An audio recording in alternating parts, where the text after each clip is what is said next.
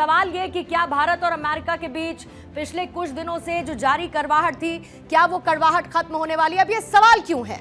क्योंकि अमेरिका के बीच जो बातचीत का दौर था वो कुछ हद तक आगे बढ़ता हुआ नजर आया है और हमारे देश के दो दिग्गज नेता इस वक्त अमेरिका में मौजूद हैं। यानी भारत और यूएस के बीच जो बातचीत है, कैसे सोमवार को एस जयशंकर और साथ ही मार्को रूबियो की मुलाकात हुई दोनों नेताओं की तरफ से। उसके बाद उनके एक्स हैंडल्स पर तस्वीरें भी साझा की गई थी, इस मुलाकात का भी जिक्र किया गया था।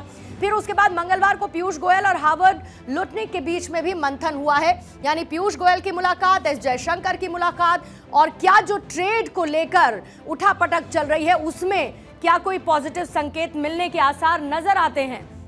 इन लोगों की मुलाकात हुई। फिर अमेरिका और साथ ही भारतीय वाणिज्य मंत्रियों के बीच इस बैठक को बहुत अहम माना जा रहा है क्योंकि टैरिफ पर बात बनने की संभावना जताई जा रही है। और इस दौरे का उद्देश्य दोनों देशों के बीच पारस्परिक रूप से लाभकारी व्यापार समझौते को जल्द से जल्द अंतिम रूप देने की दिशा में बातचीत को तेज करना है। अब टैरिफ लगाने के बाद कुछ दिन पहले अमेरिकी डेलीगेशन भारत भी आया था, यानी भारत में भी उनकी मौजूदगी थी। तारीख क्या थी? 16 सितंबर। जब 16 सितंबर को यूएस व्यापार प्रतिनिधिमंडल भारत आया था, यहां पर उन्होंने मुलाकात की, बातचीत की और वहीं भारतीय वाणिज्य मंत्रालय के विशेष सचिव के साथ यह बातचीत इस डेलीगेशन की तरफ से की गई थी। बातचीत में टैरिफ मसले पर समाधान निकलता हुआ कहीं ना कहीं नजर आया था और कहते कम्युनिकेशन इज द की। और इसीलिए इन मुलाकातों को इस स्थिति से जोड़कर देखा जा रहा है कि टैरिफ पर एक पॉजिटिव अप्रोच हो सकती है। इससे पहले विदेश मंत्री एस जयशंकर और अमेरिकी विदेश मंत्री मार्को रूबियो के बीच मुलाकात हुई, वो तस्वीर भी मैंने आपको दिखाई।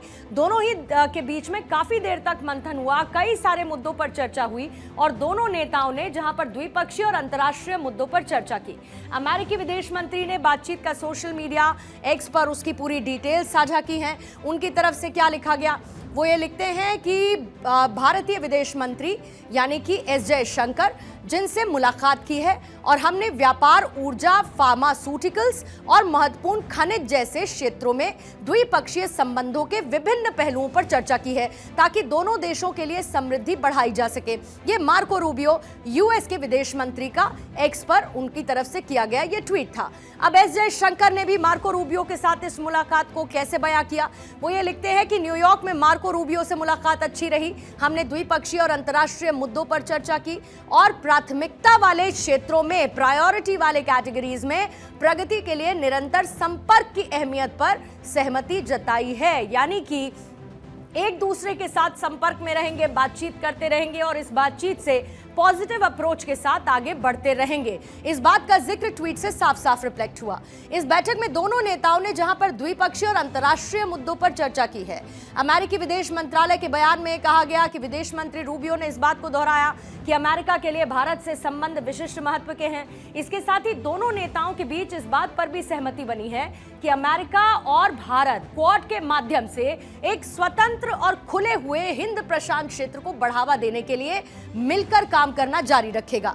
एस जयशंकर, पीयूष गोयल का अमेरिका दौरा ऐसे वक्त में है जब भारत और अमेरिका के संबंध पहले जैसे नहीं है, क्योंकि ऐसे कई मुद्दे हैं जिसे लेकर तनाव है, जिसमें सबसे पहला मुद्दा दोनों देशों के बीच तो टैरिफ का ही है। क्योंकि डोनाल्ड ट्रंप ने पहले 25% फिर पेनाल्टी के तौर पर एक्स्ट्रा 25% यानी कि 50% का टैरिफ लगा दिया।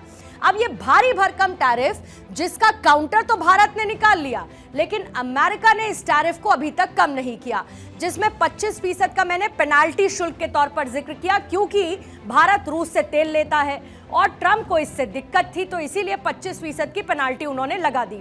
फिर उसके बाद क्या हुआ? जहां H1B वीजा का जो शुल्क था उसको 88 लाख कर दिया गया। हालांकि वो एनुअल है और नए वीजा धारकों के लिए है, लेकिन यह भी किया गया। फिर अमेरिका ने जो चाबार पोर्ट पर दी गई सब्सिडीज थी, जो छूट थी, उसको भी खत्म करने का ऐलान कर दिया।